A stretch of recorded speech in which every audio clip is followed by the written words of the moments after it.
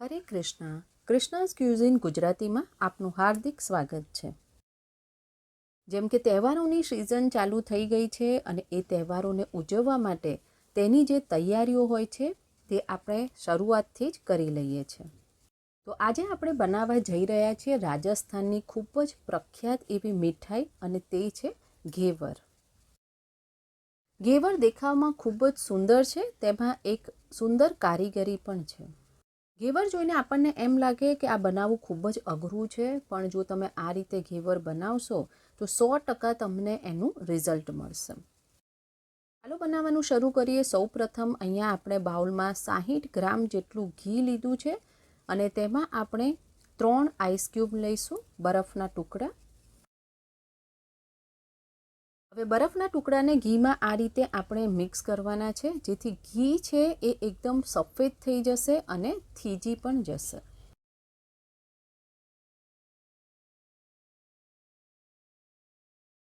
અહીંયા ઘીનું texture change થઈ રહ્યું છે.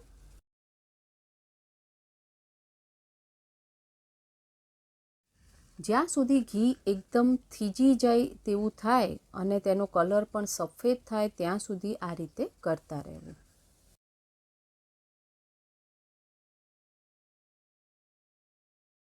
હવે આ ઘી બિલકુલ તૈયાર છે. 5 મિનિટ થઈ ગઈ છે.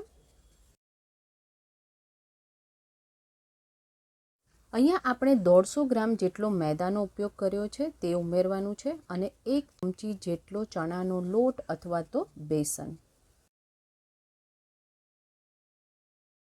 1 ટેબલસ્પૂન જેટલું તેમાં લીંબુનો રસ ઉમેરવાનું છે.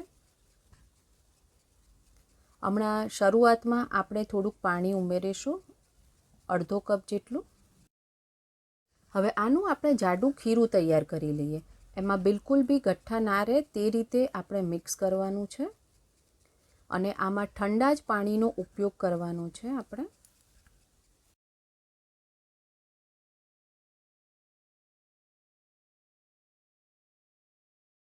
હવે તમે જોઈ શકો છો કે જાડું ખીરું બિલકુલ તૈયાર છે. હવે તેમાં આપણે બીજું પાણી ઉમેરીશું. ઠંડુ જ પાણીનો ઉપયોગ કરવાનો છે.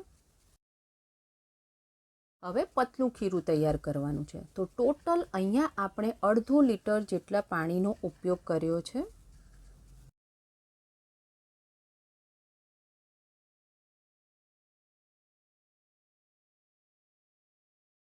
ઘેવરનું મિશ્રણ બિલકુલ તૈયાર છે. તમે તરત જ ના બનાવતા હોય તો આને આપણે ફ્રીઝમાં રાખી દેવાનું છે. ઘેવર બનાવવા માટે મોલ્ડનો ઉપયોગ કરે છે, પણ ના હોય તો આ રીતે કોઈ વાસણ હોય ઘરમાં જેની હાઇટ વધારે હોય અને પહોળાઈ થોડી ઓછી હોય તેવા વાસણનો ઉપયોગ કરવો. આપણે અહીંયા ઘીમાં ફ્રાય કરીશું, એટલે ઘીને ગરમ કરી લઈએ. ઘીની જગ્યાએ તમે તેલનો પણ ઉપયોગ કરી શકો છો.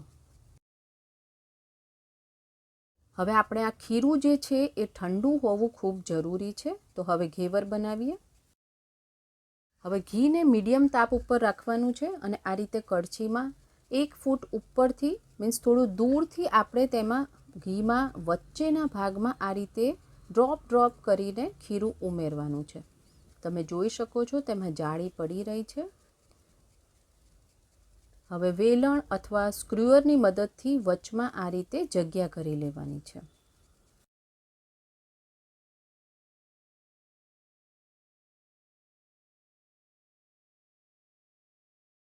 હવે ફરીથી આ જ રીતે વચ્ચે આપણે ખીરું થોડું કરીને ઉમેરવાનું છે.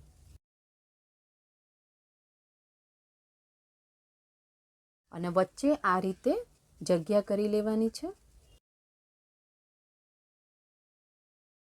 એક ઘેવર બનાવવા માટે આ જ પ્રોસેસ આપણે 8 થી 9 વખત કરવાની છે. તમે જોઈ શકો છો ખીરું રેડતા જવાનું છે અને વચ્ચે ખાડો કરતા રહેવાનું છે. બહુ મોટી કળછી હોય તો 5 થી 6 વખત કરવું. હવે ધીમા તાપે તળવાનું છે, અને જે ખીરું જે આપણું તૈયાર કર્યું હતું તે ફ્રીઝમાં રાખી દેવાનું છે.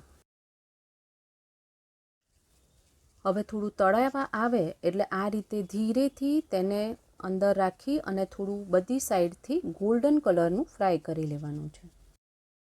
અહીંયા તમે જોઈ શકો છો આ રીતે તેનો કલર થઈ જાય ત્યાં સુધી આપણે તેને તળીશું અને વેલણ કે આ રીતે સ્ક્રુઅરની મદદથી લઈ લેવાનું છે.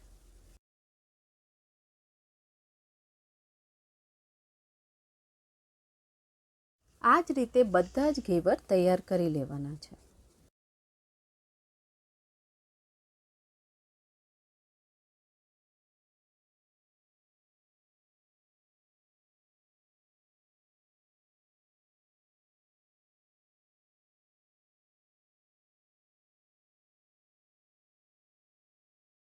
બધા ઘેવર તૈયાર થઈ ગયા છે. આપણે જે માપ લીધું છે એ માપથી આપણે અહીંયા 5 ઘેવર બનાવી શકીએ છીએ.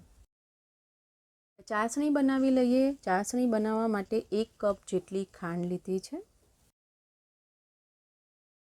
તેમાં અડધો કપ જેટલું પાણી ઉમેરવાનું છે. હવે ખાંડને આ રીતે ઓગાળી લઈશું ધીમા તાપે.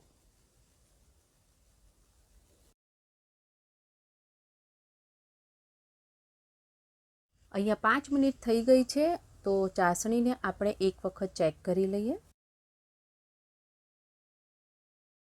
એક વાટકીમાં થોડું પાણી લેવાનું છે. તેમાં ચાસણીના થોડા ડ્રોપ્સ ઉમેરીશું અને તમે જોઈ શકો છો જે ચાસણી છે એ નીચે બેસી ગઈ છે.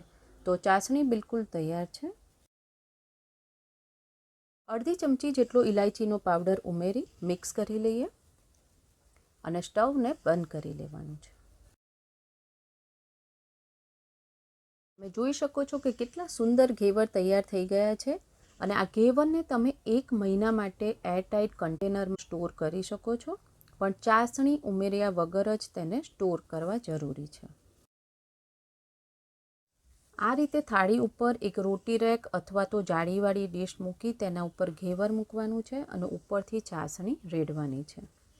ચાસણી જો જાડી થઈ જાય તો તમે તેને ફરીથી ગરમ કરીને તેના ઉપર રેડી શકો છો.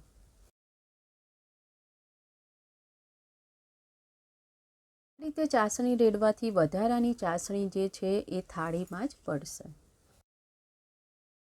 ઉપરથી બારીક સમારેલી બદામ અને પિસ્તાથી ગાર્નિશ કરી લઈશું.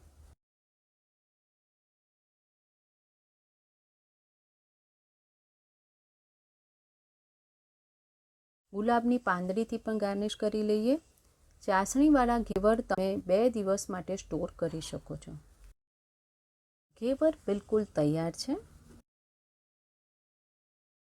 હવે આ ઘેવરને આપણે રબડી સાથે પણ સર્વ કરી શકીએ છીએ. તો આ રબડી આપણે થોડીક લીધી છે અને રબડીની રેસીપી મેં પહેલાં શેર કરી લીધી છે અને ડિસ્ક્રિપ્શન બોક્સમાં તેની લિંક આપેલ છે. આ રીતે ઉપરથી રબડીને સ્પ્રેડ કરી દઈએ.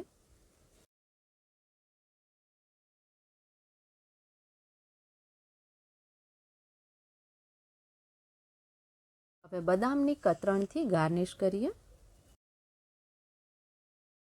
થોડી પિસ્તાની કતરણ,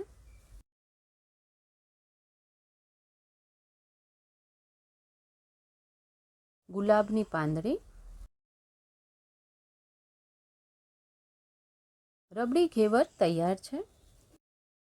તુલસી પત્ર પધરાવીને ભગવાન શ્રી કૃષ્ણ બલરામને ભોગ અર્પણ કરીએ.